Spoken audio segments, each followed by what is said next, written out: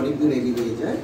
মৌসুমী তুমি বলতে পারবো যে মানুষের আসলে বডি ল্যাঙ্গুয়েজ এমন একটা জিনিস যেটা হচ্ছে তার হাঁটা চলা, কথা বলা সবকিছুকে চেঞ্জ করে দেয়।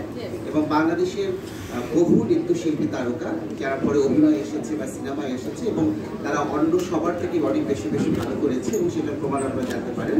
আমি সবসময় চাইবো যে সবার বডি ল্যাঙ্গুয়েজটাকে ঠিক করা এবং সেটাকে খুব সুন্দরভাবে কীভাবে প্রেজেন্ট করা যায়, কীভাবে সে তার চোখ দিয়ে কথা বলতে পারবে, কীভাবে একটা মানুষকে কথা না বলে তার এক্সপ্রেশন দিয়ে নিজেকে তুলে ধরতে পারবে। এরকম নতুন এই সারা ইন্টারন্যাশনালি নতুন যে নৃত্য বা নতুন ইন্টারন্যাশনালি যে গানগুলো আছে তার সাথে সবাইকে পরিচয় করিয়ে দেওয়া। ধন্যবাদ। সবার জন্য তো সবার একজনের জন্য হবে না, এক একজনের জন্য এক একজন সবার বলতে এখানে থাক আর একটা যদি সবাই কথা বলে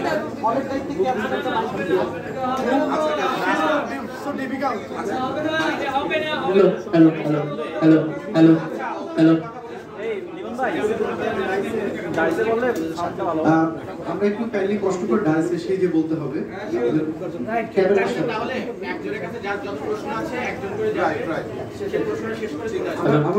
প্রথমে হচ্ছে আমরা একটু যিনি আয়োজক তার কাছে প্রশ্নটা করি, ইকবাল ভাইকে প্রশ্নটা করি। ইকবাল ভাই প্লিজ আপনি একটু ওখানে চলে যাবেন।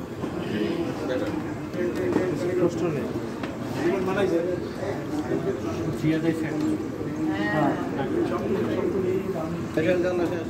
আমাদের প্রশ্নোত্তর পর্ব শেষ হয়েছে। আমাদের সকল অতিথিকে অনেক ধন্যবাদ। এত অল্প প্রশ্ন আর কি কোনো প্রশ্ন আছে কারোর?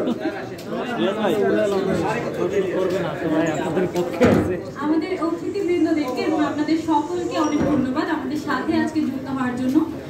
আপনাদের জন্য পেছনে চায়ের ব্যবস্থা করা হয়েছে।